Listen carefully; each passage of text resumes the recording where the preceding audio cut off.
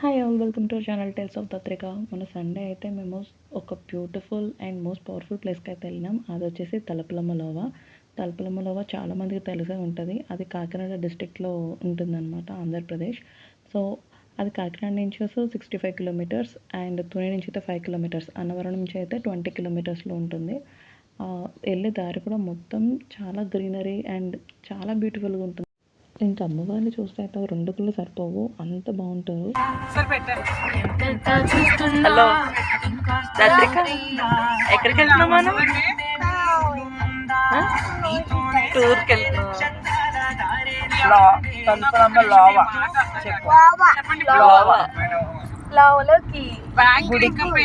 గుడికి. ఇదైతే అసలు అన్ఎక్స్పెక్టెడ్ జర్నీ. మేము ఎప్పుడు ప్లాన్ చేసుకుని వెళ్తామన్నప్పుడు వెళ్ళలేకపోయాం, బట్ అన్ఎక్స్పెక్టెడ్గా వెళ్ళినాం అనమాట. లైక్ ఈవెన్ రాత్రి కూడా చాలా ఎంజాయ్ చేసింది.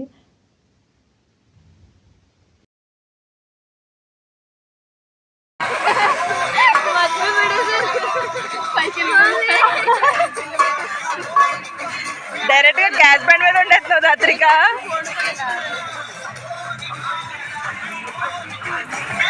మా రాత్రికి అయితే ఫస్ట్ రాగానే గ్యాస్ బండ్ మీద డైరెక్ట్గా పెట్టి ఉండేసింది. తర్వాత ఏమనిపించిందో అదే గ్యాస్ బండ్ మీద కాదు కదా అని గ్యాస్ స్టవ్లోకి మార్చింది. గ్యాస్ స్టవ్ మీద తర్వాత కూడా దాని ప్లేస్ అక్కడి నుంచి కూడా తర్వాత చేంజ్ అయింది అనమాట.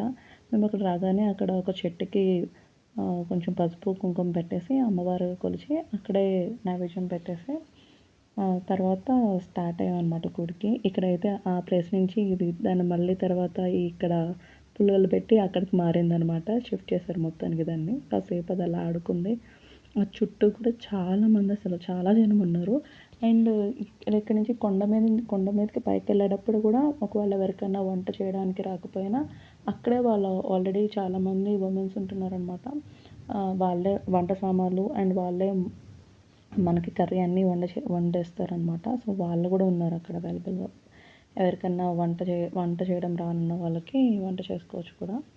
అండ్ మేము ఇక్కడ ప్రిపేర్ చేసేసుకొని అంత తినేసాం. అంతా అయిపోయిన తర్వాత ఫుల్ వర్షం అసలు.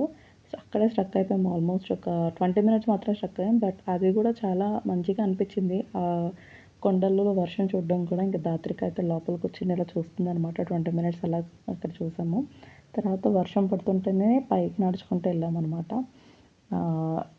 అండ్ ఇక్కడ ఏంటంటే ఎక్కడ చూసినా కూడా మనకి ఈ నేమ్స్, వెహికల్ నేమ్స్ అంతా కొండల మీద రాసి ఉంటుంది అనమాట. సో అలా అయితే కనుక ఆ వెహికల్కి ఏమీ జరగదని చెప్పి ఇక్కడ అందరూ నమ్ముతారు. అండ్ ఆల్రెడీ తెలుసు కదా, లైక్ ఎప్పుడైనా కొత్త వెహికల్ వస్తే ఖచ్చితంగా ఇక్కడికి వచ్చి పూజ చేయించుకుంటారు అనమాట. సో అమ్మవారు ఆ వెహికల్ని కాపాడతారు, అందరిని కాపాడతారని.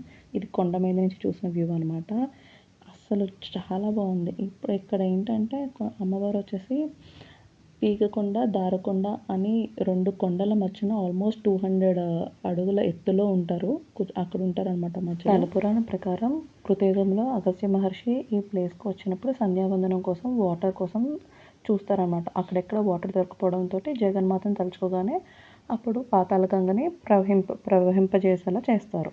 సో ఆమెను తలుచుకోగానే వాటర్ దొరికినాయి కాబట్టి సో అమ్మవారిని ఆయన చెప్తారనమాట. అమ్మవారు మీరు ఇక్కడే ఉండిపోవచ్చు కదా, ఈ కొండలో ఉండి ఇక్కడ ప్రాంతాల్లో ఉన్న ప్రజలందరినీ కాపాడొచ్చు కదా అంటే అమ్మవారు ఇక్కడ గుహలో కొలువై ఉంటారనమాట. సో తలుచుకున్న వెంటనే తలుచుకున్న వెంటనే ఇక్కడ ఉన్నారు కాబట్టి తలుపులమ్మ తల్లి. సో ఈమెను తలుచుకోగానే ఏ పనైనా జరుగుతుంది అనమాట. అందుకు తలుపులమ్మ తల్లి అని పేరు వచ్చింది. అమ్మవారు వచ్చేసి గుహలో ఉంటారనమాట. ఇది నమూనా. అమ్మవారు లోపల కూడా ఇలాగే కింద 3 విగ్రహాలు ఉంటాయన్నమాట. కుడివైపు వచ్చేసి పోతురాజు స్వామి, ఎడమవైపు వచ్చేసి అమ్మవారిదే మరో రూపం అనమాట. సో ఎర్లియర్ అయితే ఇది కొంచెం కన్స్ట్రక్షన్లో ఉండింది అలా అనుకున్నాము, బట్ ఇప్పుడైతే ఓపెన్గానే ఉంది. సో ఖచ్చితంగా వెళ్ళి చూడాల్సిన ప్లేస్. అన్నవరం వస్తే కనుక విజిట్ చేయండి. అమ్మవారిని చూడడానికి నిజంగా 2 కళ్ళు సరిపోవు అండ్ జర్నీ కూడా చాలా బాగుంటుంది. సో ఖచ్చితంగా విజిట్ చేయండి. ఈ వీడియో ఖచ్చితంగా మీ ఫ్రెండ్స్కి షేర్ చేయండి అండ్ అందరికీ అమ్మవారి దర్శనం అయ్యేలా చూసుకోండి.